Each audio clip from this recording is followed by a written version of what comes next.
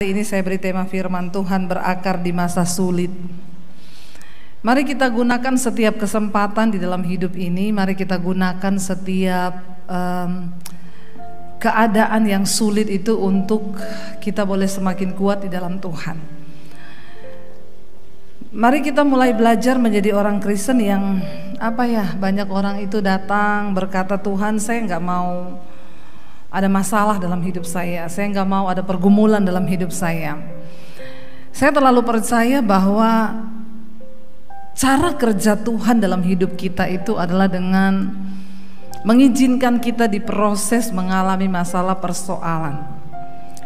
Dan saya bersyukur saudara ya, ada hamba Tuhan itu yang WA ke saya, Bu, saya hamba Tuhan dari satu desa. Saya sering nonton khotbah ibu. Saya tuh kalau nonton khotbah ibu tuh kayak hidup itu loh, Bu. Dia bilang, Ibu kasih tips dong. Kasih tips apa ya? Bagaimana cara berkhotbah yang baik itu supaya ya orang itu bisa. Saya tuh jujur kalau dengar ibu khotbah itu nancep. Saya bilang satu aja sih tips saya ya, kalau khotbah itu mau agar jemaat juga bisa merasapi. Apa Bu tipsnya? Hidupi yang Anda khotbahkan, khotbahkan yang Anda hidupi. Ya, karena khotbah itu bukan teori. Khotbah teori itu pasti orang nggak akan mengalami apa-apa. Tapi kalau kita mengkhotbahkan yang kita hidupi dan kita menghidupi apa yang kita khotbahkan, itulah firman yang hidup. Amin. Beberapa jemaat datang kepada saya di tengah masa pandemi ini, begitu banyak orang kena masalah. Salah satu yang paling utama masalah keuangan. Ada yang datang, Bu, saya ini dikejar-kejar utang, Bu. Ya, saya bilang biasa namanya orang hidup itu. Tapi ini debt collector, Bu. Saya tanya, Ibu berapa lama sudah dikejar debt collector? 6 bulan, Bu. Saya 2 tahun. Mungkin saudara tertawa, tapi saya pernah mengalami itu. Saya dipermalukan saudara. Saya mau bayar rumah waktu itu di Jakarta nggak punya uang. Saya gesek tunai kredit card saya untuk bayar rumah. Ternyata bunga berbunga saya nggak bisa melunasi. Debt collector datang ke rumah saya, tendangi pagar saya, teriakin saya. Katanya pendeta nggak mau bayar utang. Saya temui, saya bilang saya bukan nggak mau bayar, tapi memang saya nggak punya uang. Saudara tahu cara mereka mempermalukan? Mereka lihat IG saya, gereja-gereja yang undang saya itu kan ada nomor HP-nya di brosur. Ditelepon sama mereka. Ini gereja sering undang Ibu Pendeta Debbie Basir ya, tolong bilang ya sama dia suruh bayar utangnya. Ini dari debt collector. Ada di sini yang pernah mengalami itu. Pak Freddy pernah, Pak? Pernah ya, Pak? Belum kan? Saya pernah saudara dipermalukan. Saya nangis waktu ada satu gereja yang hubungi saya, Bu maaf ya, Ibu ada utang ya di bank ya. Kenapa? Ini saya ditelepon, Bu, suruh kasih tahu Ibu untuk Ibu bayar utang Ibu. Itu yang ngomong orang kaya loh saudara. Dan dia tidak diizinkan Tuhan untuk bertanya gini, utang Ibu berapa? Saya bayar Ibu. Kalau gitu kan enak kan, haleluya 12 kali kita bisa bersaksi, cara Tuhan lewat debt collector. Masalahnya itu gak terjadi. Dia bilang gini, Bu bayar Bu, nanti nama Ibu juga loh yang rugi kalau Ibu ditelepon.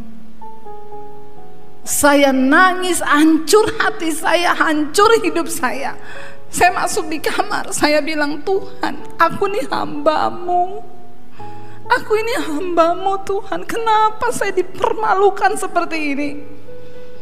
Kenapa Tuhan? Saya tanya. Tuhan bilang, kalau aku izinkan, engkau mau apa? Biar kamu hancur, biar dagingmu hancur. Saya bilang, saya utang bukan untuk gesek beli tas LV. Saya utang bukan untuk beli sepatu, beli perhiasan. Saya utang buat bayar rumah Tuhan. Tuhan bilang, kalau aku izinkan, kamu mau apa? Jalani prosesmu. Saya bilang, oke Tuhan, hancurkan aku. Biar saya dipermalukan. Apa yang kamu alami belum ada apa-apanya dengan apa yang aku alami, kata Tuhan. Kamu belum diludahi di muka. Kalau engkau menderita karena kebenaran, bersyukurlah. Saya cuma bisa menangis, saudara. Makanya kalau sekarang jemaat datang, Bu, saya dikejar utang. Aku pernah mengalami. Kenapa Tuhan mengizinkan begitu banyak penderitaan datang bertubi-tubi? Sampai ketika awal pandemi saja saya masih menangis sama Tuhan. Tuhan, sampai kapan? Karena saya nggak tahu akan berapa lama saya hidup di masa pandemi tanpa pelayanan, semua jadwal cancel karena pandemi. Saya bilang, sampai kapan Tuhan, hidup kok begini banget ikut Tuhan.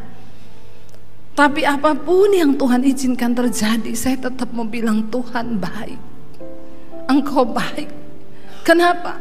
Karena satu hal, aku diselamatkan. Itu cukup.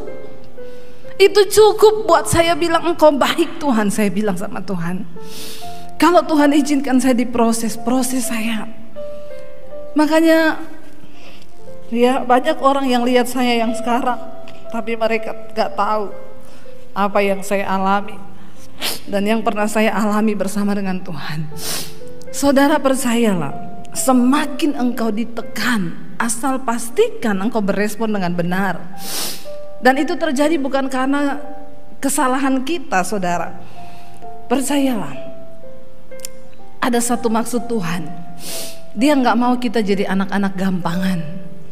Berakar di masa sulit itu, saudara, tidak mudah. Memang gampang kita ngomong, tapi menghidupi, mempraktekkan itu gak gampang. Alkitab berkata ini, kita ini diumpamakan seperti pohon kurma. Ya, saudara, pohon kurma itu adalah salah satu pohon yang hidup di padang pasir, di padang gurun, di tempat yang begitu sulit untuk bisa hidup, tapi dia ada di sana. Kenapa Alkitab itu berkata, coba kita tayangkan dulu Mazmur 92 ayat 12 sampai ayat yang ke-15. Ya. Kita baca sama-sama Mazmur 92. Ya, ayat yang ada di sana 13 kalau di situ ya. 12 ya. Iya, kita baca. 1 2 3. Orang benar akan bertunas seperti pohon kurma, akan tumbuh subur seperti pohon aras Libanon. Ya, ayat berikutnya. Mereka yang ditanam di bait Tuhan akan bertunas di pelataran Allah kita. Mereka pada masa tua pun mereka masih berbuah, menjadi gemuk dan segar. Ya, ayat. Untuk apa, saudara? Untuk memberitakan bahwa ya, Tuhan itu benar, bahwa Ia gunung batuku dan tidak ada kecurangan padanya. Ya, kalau kita lihat di sini diawali dari orang benar akan bertunas seperti pohon kurma, lalu ada janji-janji di bawahnya yang diberikan oleh firman Tuhan ini. Kenapa pohon kurma diibaratkan seperti kehidupan orang benar, saudara? Ya, kita tahu pohon kurma itu dia tumbuh di satu tempat yang paling sulit untuk tumbuh. Kenapa? Kering, ya, tandus, ya. Di daerah Timur Tengah itu banyak ya kita lihat pohon kurma, dan yang bisa tumbuh di daerah gersang tandus itu ya, bahkan itu daerah sering dihantam badai. Kalau badai datang itu nggak ada pohon yang bertahan kecuali pohon kurma.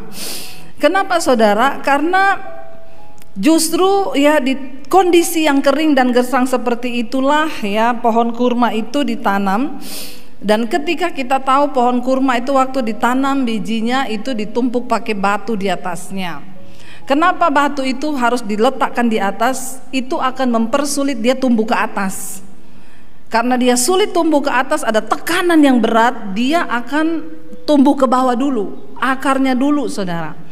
Semua orang rata-rata itu langsung pengen tumbuh ke atas. Iya apa iya?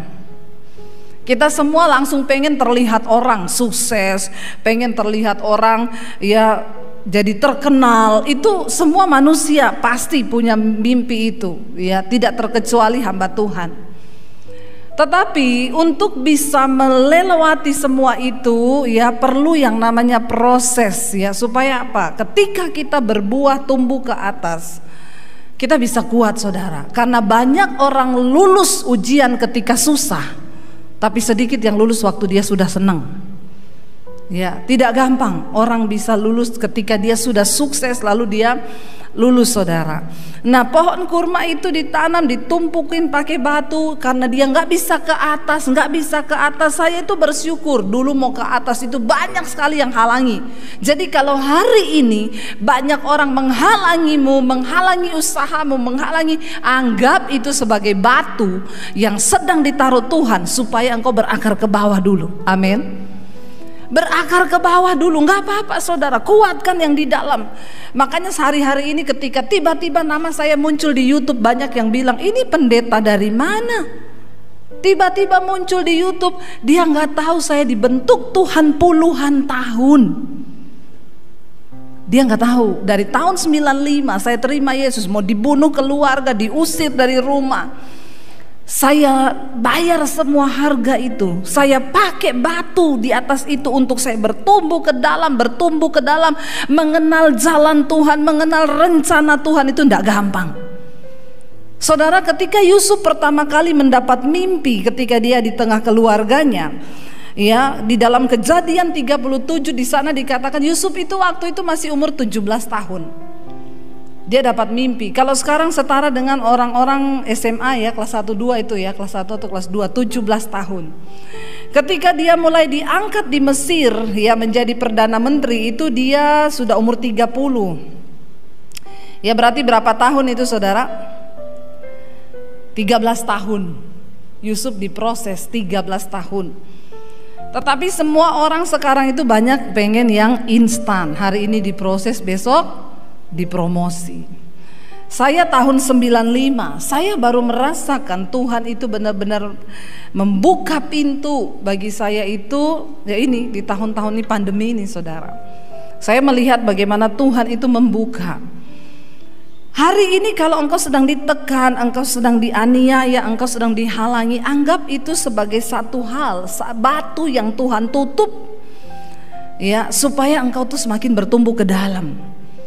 Ingat, saya selalu berkata, untuk menjawab masalahmu, untuk mengangkat hidupmu itu terlalu mudah bagi Tuhan. Tapi yang jadi sulit bagi Tuhan itu mengubah sikap hati dan cara pandang kita.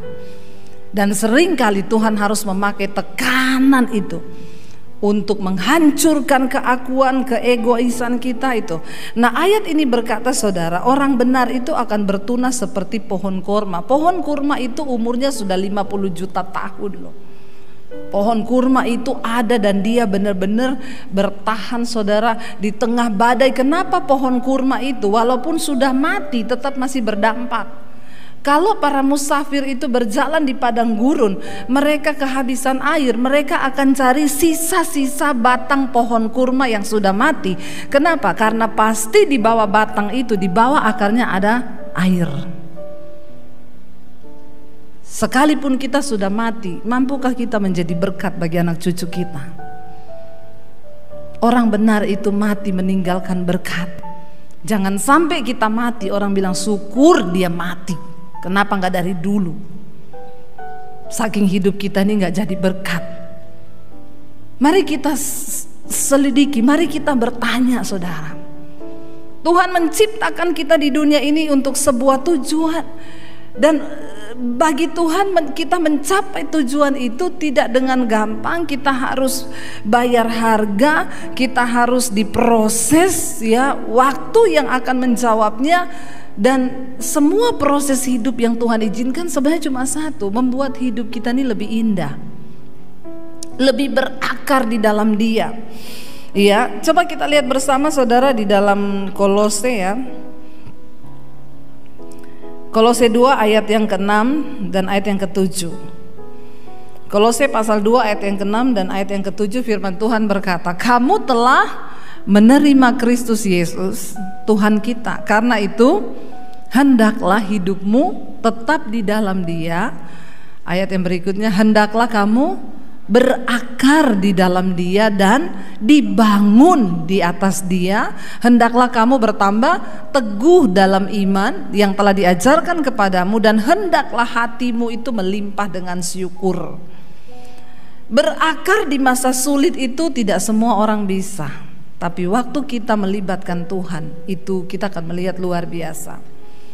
Saya tadi bersaksi saudara bagaimana ketika kami mulai membangun rumah. Ceritanya saya tadi pagi bersaksi, awal pandemi kita nggak tahu hidup bagaimana dengan sisa uang yang hanya tinggal berapa. Saya bilang ke suami, tetap bersyukur. Kalaupun kita pulang Solo, kita bersyukur karena masih ada rumah yang bisa kita jual di Jakarta. Dulu kita nggak ada apa-apa untuk dijual, tapi sekarang ada rumah yang bisa kita jual, kita bisa hidup di Solo. Ya di Solo makan 5.000 masih dapat soto satu rantang, kita masak nasi sendiri bisa makan satu keluarga.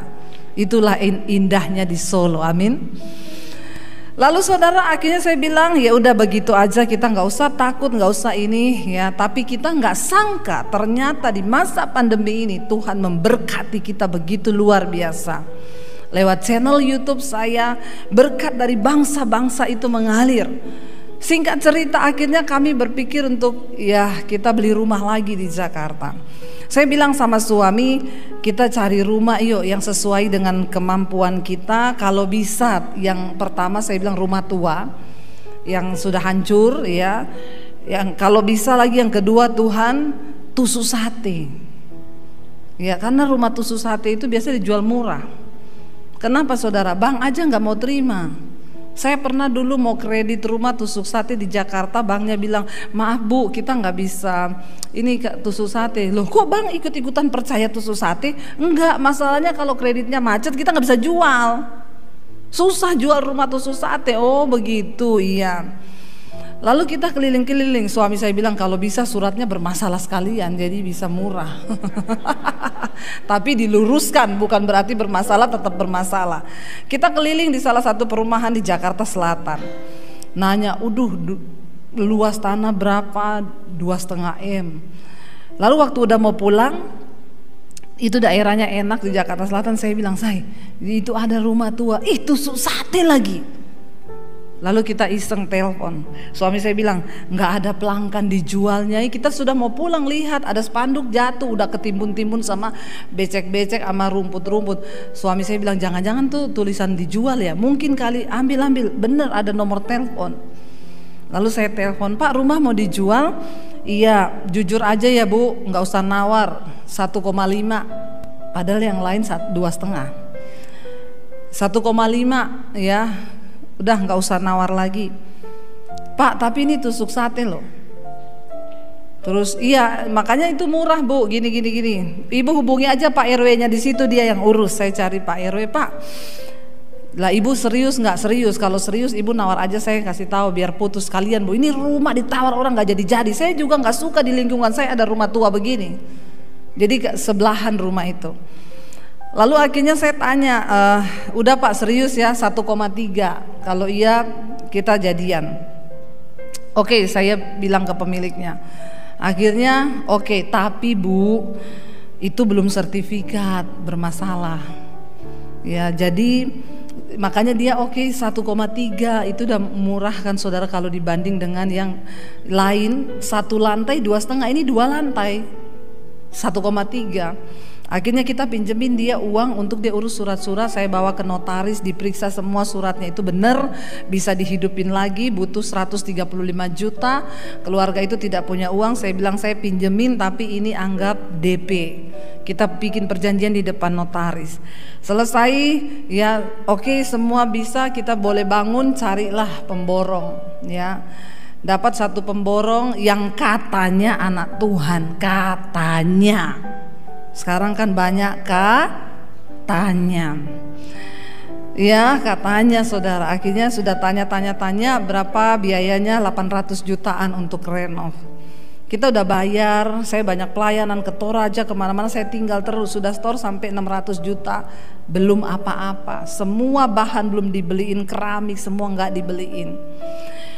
Lalu saya udah berasa nggak enak, saya tanya mana pertanggungjawabannya. Maaf Bu, notanya hilang.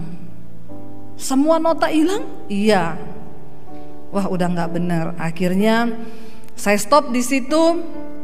Saya hitung-hitung sama tukangnya, ya dia bawa uang sekitar 300 jutaan. Saya kecewa saudara. Saya bilang Tuhan, secara manusia ini kan uang saya buat rumah, dan akhirnya dalam perjalanan itu kita beli rumah di sebelah lagi untuk studio DBTV khusus untuk kantor pelayanan kami. Tuhan memberkati. Akhirnya mulai bangun juga lah, itu uangnya dibawa lari, saudara. Saya kecewa, saya kepahitan, saya marah, saudara. Tiap hari saya WA dia, mana uang saya, balikin. Mana nota saya, kasih tunjuk. Pendeta juga manusia, punya rasa, punya hati. Jangan samakan dengan pisau belati. Lalu saya WA marah-marah sama dia. Lama-lama saya rasa kehilangan damai sejahtera. Saya nggak bisa makan, saya stres. Akhirnya juga suami ngomong apa jadi salah, kita saling menyalahkan. Satu kali malam-malam saya bertanya, habis saya WA dia, tolong ya, saya masih tunggu loh sampai sekarang, itu bukan uang sedikit loh. 300 juta beli kerupuk kan bisa makan satu RW ya, saudara. Lalu dia cuma balas nanti ya, belum ada. Lalu saya bertanya sama Tuhan, Tuhan, kenapa Tuhan izinkan loh? Loh, saya ini kan hamba Tuhan, dan ini kita nanti buat studio, buat apa segala macam. Tuhan tuh cuma jawabnya begini, kan kamu sering konseling orang. Ada yang datang, Bu, saya ditipu uang 5M. Ibu, kamu jawabnya apa? Lupakan saja. Uang gampang dicari, tapi damai sejahtera itu kerajaan Allah loh, itu sorga loh. Saya seperti ditampar, saudara. Lalu Tuhan tuh bilang, nah sekarang kamu ngalami, kamu bisa nggak melepaskan pengampunan?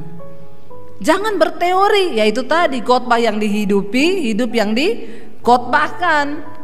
Saya bilang, Tuhan, tapi nggak gini juga, lepaskan pengampunan. Tidak ada pilihan, nggak ada pilihan. Daripada kamu sakit mikirin duit, banyak orang sehingga dia menangisi apa yang hilang dan dia lupa mensyukuri apa yang masih ada. Ya, saya pernah kenal ada orang di Jakarta, uangnya ditipu sama temannya 10 miliar, lalu dia pikir terus, saudara. Pikir terus, padahal dia ini kan orang kaya banget. Kata teman saya itu, Bu, tidur pakai selimut elektrik. Jadi selimutnya itu mengandung listrik yang bisa menyerot racun-racun dari tubuh. Dia beli panci itu harganya ratusan juta. Itu panci apa ya, Bu? Saya mau beli, kalau dimasukin ayam terus tiba-tiba jadi ayam woku belanga gitu, saya mau beli. Enggak, cuma katanya ya bisa ilangin kolesterol, bisa ilangin apa. Sendalnya aja sendal magnetik, ada strum-strumnya. Jadi kalau dipakai itu menyedot racun dari telapak kaki. Saya tapi belum pernah rasa juga, mungkin jalannya agak gini-gini, saudara, kan ada strum ya. Dia tidur pakai bantal magnetik, itu bisa menyedot semua racun-racun. Saya bilang, tidur pakai bantal magnetik bisa hilangkan pikiran uang dibawa lari nggak? Kalau ada bantal yang begitu kita tidur terus kita lupa dengan segala macam, itu kan enak ya, saudara. Tapi ternyata semua barang mewah yang dia punya tidak mampu memberikan damai sejahtera. Akhirnya dia ingat terus, dia lupa mensyukuri bahwa yang dia punya itu masih banyak daripada yang hilang. Lalu kena kanker, meninggal, saudara, dalam waktu singkat. Tiba-tiba meninggal karena menangisi 10M itu. Makanya pikir-pikir lagi ya, jangan terlalu jadi kaya banget kalau nggak siap kehilangan. Berat, minta takaran yang sesuai saja.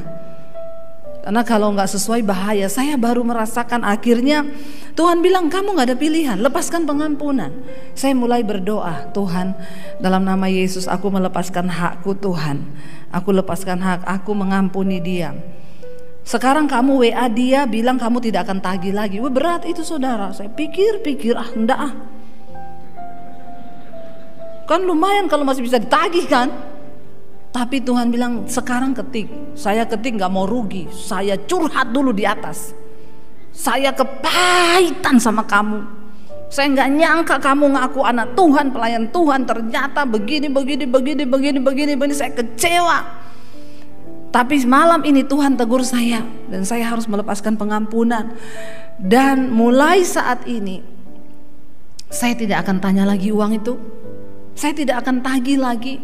Kamu urusan dengan Tuhan, dan saya juga sudah beres sama Tuhan.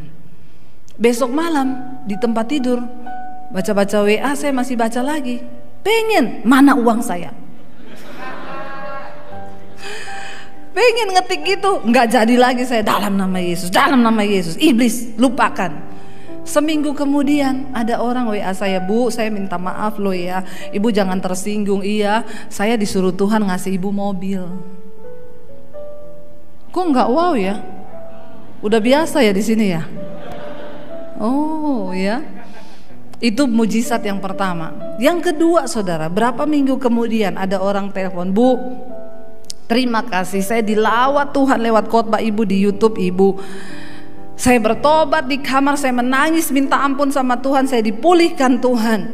Jadi sekarang saya telepon Ibu ini, saya mau tanya, Ibu, pokoknya studio Ibu harus bagus, Ibu harus siaran, Ibu harus gini. Saya mau tanya Bu ya, sekarang Ibu lagi ada proyek apa Bu?" Saya bilang, "Ini kita memang lagi beli ini dan kita mau bangun studio. Ini sudah berjalan. Biayanya berapa?" Saya bilang, "Sudah ada." "Pakai uangnya siapa?" "Uang saya." "Nggak boleh pakai uang Ibu." "Kenapa?" "Harus dari saya Bu." "Nggak apa-apa, jangan pakai uang Ibu." Saya bilang, "Saya ada uang loh, saya YouTuber loh. Bukan cuma Atta Halilintar loh." Bukan cuma Raffi Ahmad bangun studio loh, Debbie Basir TV juga bangun studio. Semua untuk kemuliaan nama Tuhan Yesus. Saudara, akhirnya dia bilang, enggak boleh pakai uang Ibu. Ibu, itu studio Ibu harus bagus, Ibu harus siaran terus, Ibu harus rekaman, bagikan semakin banyak firman. Karena saya mengalami Tuhan. Bukan orang Kristen dari gereja kita, dari Katolik saudara. "Saya mau memberkati Bu." Saya bilang, "Nggak usah, uangnya udah ada, saya juga nggak bayar langsung, dicicil sesuai dengan pekerjaan tukang." "Berapa Bu?" "Nggak usah." 3 hari saudara saya diemin, saya nggak bales. Dia telepon lagi, "Bu, please, ini Tuhan yang suruh. Ibu fotoin aja deh apa proposal yang buat tukang itu, fotoin aja itu tok Bu." Saya foto saudara, dia transfer 1M. Kok baru wow ya? Berakar di masa sulit. Tuhan melihat responmu. Bagi Tuhan memberkati kita begitu mudah, Dia cuma berfirman. Yang jadi sulit itu mengubah sikap hati ini loh, sesuai dengan firman-Nya. Saya banyak belajar, udah nurut aja saudara. Ada orang kepahitan sama engkau, ada orang mau menjatuhkan engkau, biarin aja, itu batu yang sedang ditaruh Tuhan untuk membuat engkau lebih berakar di dalam Kristus. Mungkin hari ini yang jadi batumu itu saudaramu. Mungkin yang jadi batu hari ini mertuamu. Mungkin yang jadi batu bagimu hari ini saudara iparmu. Bahkan mungkin itu suamimu sendiri. Pilihlah untuk berakar ke dalam. Pilihlah untuk nangis sama Tuhan. Saya nggak pernah cari manusia. Waktu saya dikejar debt collector, saya bisa telepon kakak ipar saya bisa minta tolong kepada orang. Saya tidak melakukan itu. Saya nangis di kaki Tuhan. Saya bilang, "Tuhan, aku punya Engkau, Tuhan yang hebat." Kita datang kepada manusia, bisa saja manusia mengecewakan. Tapi waktu engkau datang di kaki Tuhan, makanya saya selalu berkata, jangan titip doa. Saudara titip doa, saudara tidak akan pernah mengalami Tuhan. Kenapa? Karena engkau punya hak istimewa untuk datang sendiri kepada Tuhan, supaya engkau mengalami Tuhan. Supaya ayat tadi berkata, orang benar itu akan bertunas seperti pohon kurma. Untuk apa saudara tadi dikatakan? Untuk engkau bisa menceritakan perbuatan-perbuatan Tuhan yang ajaib. Hidup saya ini penuh dengan kesaksian. Saya nggak perlu cari-cari bahan khotbah. Saya nggak perlu pakai kesaksian orang lain, karena saya mengalami. Saya mengalami firman itu. Coba tayangkan yang Mazmur tadi, orang benar bertunas seperti pohon korma. Kita lihat saudara di sini ya, bagaimana cara kerja Tuhan itu berbeda dengan cara kerja kita. Ya, hendaklah ini orang benar. Ayat yang berikutnya, ayat yang terakhir saja, yang terakhir tadi ya, di sini dikatakan Mazmur berapa tadi itu? Mazmur 92. Yang terakhir dari pohon korma itu ayat. Di sana Tuhan bilang apa? Kita ini supaya kita ayat 15 ya tadi. Kenapa kita harus menjadi seperti pohon korma yang ditumpuk pakai batu yang besar supaya kita ini berakar lalu kita muncul tunas pada waktunya? Ini loh tujuannya. Baca sama-sama, dikatakan untuk apa? untuk memberitakan bahwa Tuhan itu benar, bahwa Ia gunung batuku dan tidak ada kecurangan kepadanya. Ini loh saudara, kalau engkau tidak pernah mengalami Tuhan, bagaimana mungkin engkau bisa cerita tentang Dia? Hari ini saya percaya banget, dengan iman saya bisa menyanyi Tuhan tuh dahsyat. Makanya saya waktu nyanyi lagu, saya ada lagu baru saya nyanyi, di mobil ya. Ku kan bernyanyi sampai hatiku percaya. Air mata saya bercucuran waktu saya nyanyi lagu itu. Kenapa? Menyanyi sampai hati kita tuh percaya itu tidak gampang. Itu yang sering saya lakukan ketika saya menghadapi pencobaan. Saya menyanyi sampai hati ini percaya. Sampai jiwaku mendengar lagu pengharapan. Itu gak mudah saudara. Ku kan bernyanyi sampai hatiku percaya. Kenapa? Karena seringkali keadaan tidak mengizinkan kita untuk percaya kepada Tuhan.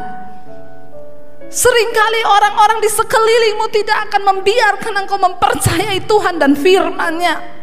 Bahkan dirimu sendiri, seringkali diri kita sendiri, jiwa kita pun sulit untuk mempercayai apa benar Tuhan itu masih ada.